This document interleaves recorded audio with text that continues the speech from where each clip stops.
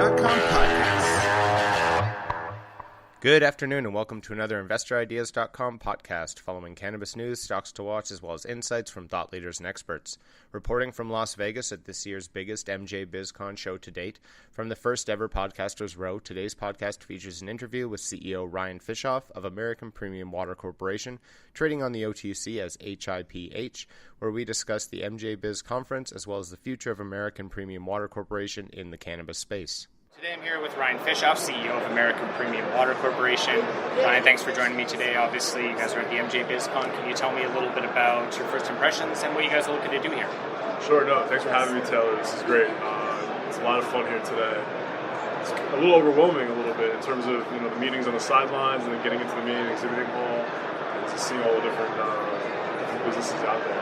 I mean, I think really what we're here for is sales and distribution, and maybe even some acquisitions. But really, as we've said publicly over the past couple of weeks, and as we outlined our sales strategy earlier this week, and we announced today that we set up the first pop-up shop in New York City with CBD.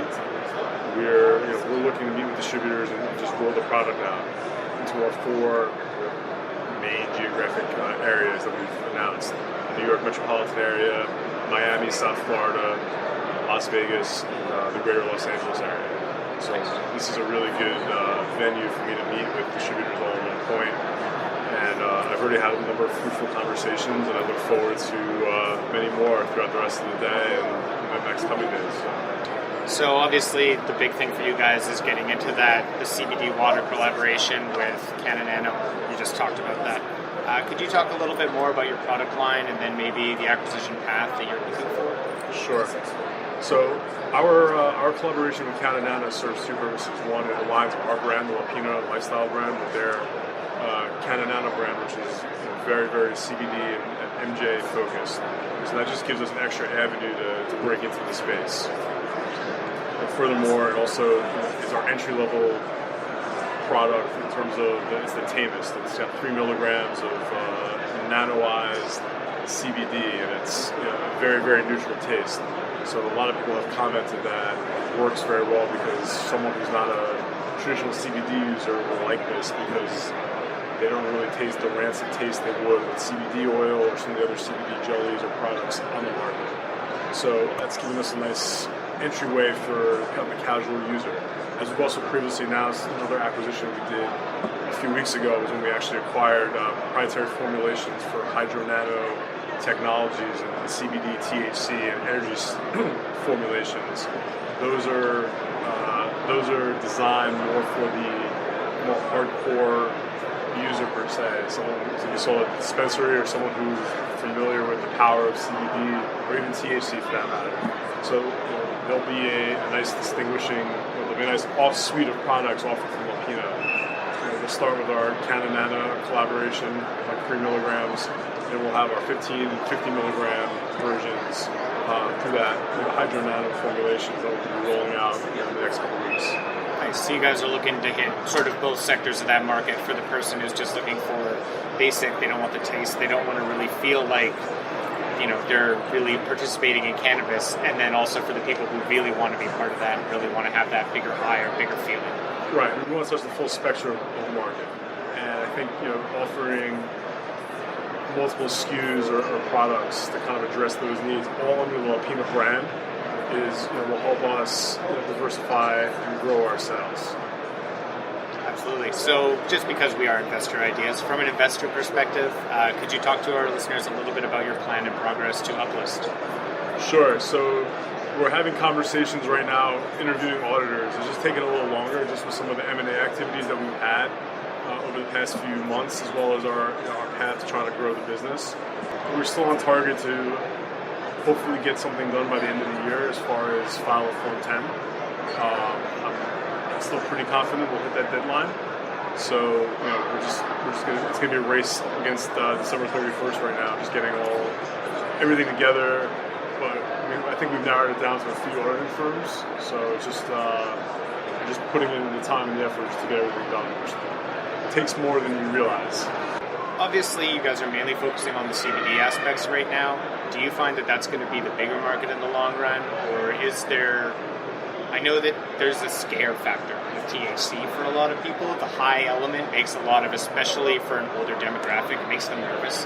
And do you find that CBD is the safer market to get into and more maybe of a general group? Sure. That's an interesting question because when you look at all the research reports, they all peg the cannabis market. They don't make the quantification or the qualification that it's CBD or cannabis. CBD is grouped in with cannabis. So there hasn't been too many studies that have just made that delineation between CBD and cannabis. They treat CBD as a subsector, but as a part of the overall cannabis market. So I do think there is some credence to that there might be some more acceptance overall of CBD because of the non-psychoactive quality. But I think as far as we're concerned, we're looking to hit both marketplaces. We are a lifestyle company at the end of the day. So we're offering products that fit all levels of comfort and all needs. Really what we're all about is creating premium lifestyle brands that make people feel special, whether it be through chemical or just through the essence of branding and the art of what we do. That's a big term that's used a lot in this space right now, is the lifestyle brands.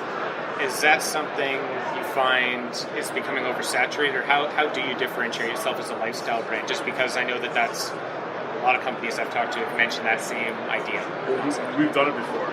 That's the difference. So Lapina started out as a high pH alkaline water brand, and the company spent millions of dollars in 2014 building the brand. And I think it's a testament to that. Our company, our brand Lapina, has over 1 million Instagram followers. I dare find you to find another CBD cannabis lifestyle brand that has anything close to that following.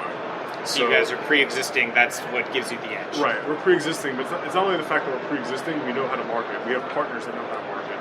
I have Jack Brewer, who's one of my brand ambassadors and investment partners. He has an NFL background.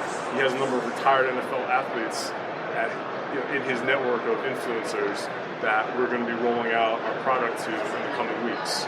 So that's one asset that we have. We also have a partnership with Talent Resources.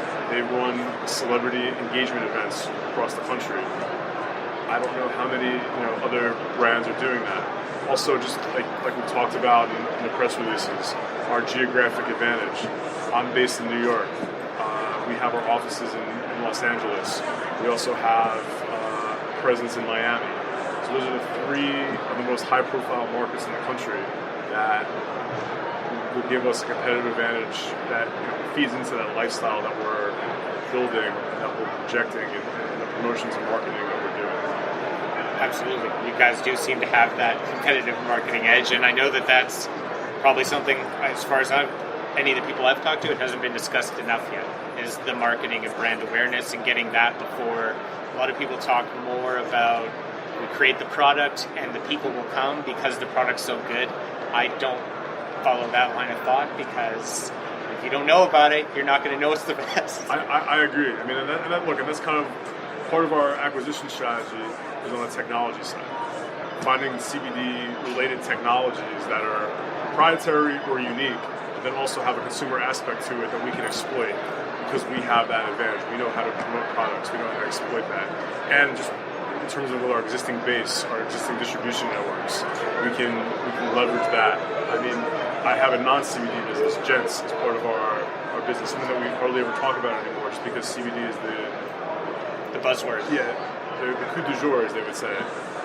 But Gents is in Nordstrom's, it's in Bloomingdale's, it's in Saks, it's in all these channels that, while it might not cater to a CBD market, it just has that, it just kind of goes to the DNA of the company and kind of where our heads are at, that we're marketing and branding first. And I haven't seen another CBD quote-unquote lifestyle company that has that acumen or has emerged yet.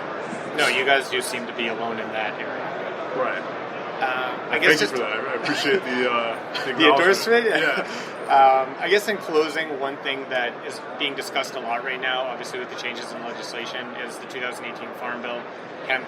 Are you guys paying attention to that? And how much of a factor do you see that for your business in the future? We're paying very much attention to that. We're eagerly awaiting its passage. I mean, we thought it would be passing at the end of September, and then it got pushed to the election of last week, and we were told, we were all thought that it would pass right after the election, and now we're hearing it might not pass until the start of the new Congress in early 2019.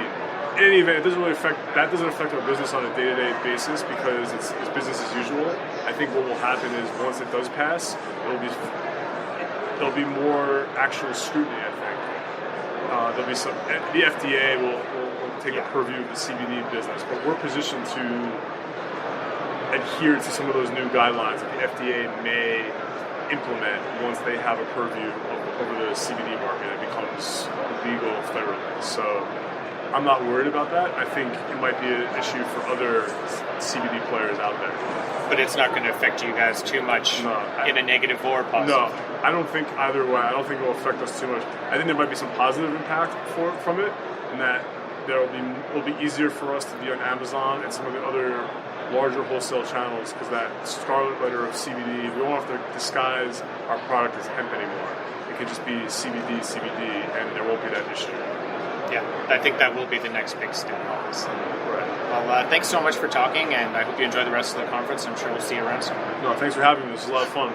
Once again, that was CEO Ryan Fishoff of American Premium Water Corporation, trading on the OTC under the symbol HIPH. For disclosure purposes, the distribution of this podcast is a paid-for services on Investor Ideas. Learn more about our costs and services at investorideas.com/news-upload. That's all for today's podcast. Podcast is now a certified word trademark on the blockchain through Cognate Incorporated CM certification. InvestorIdeas.com podcasts are also available on iTunes, Spotify, Google Play Music, Stitcher, iHeartRadio, Spreaker, and TuneIn. If you'd like to be a guest or sponsor of this podcast, please contact InvestorIdeas.com. Investor Ideas reminds all listeners to read our disclaimers and disclosures on the InvestorIdeas.com website, and this podcast is not an endorsement to buy products or services or securities. Investors are reminded that all investments involve risk and possible loss of investment. Investor Ideas does not condone the use of cannabis except where permissible by law. Our site does not possess, distribute, or sell cannabis products.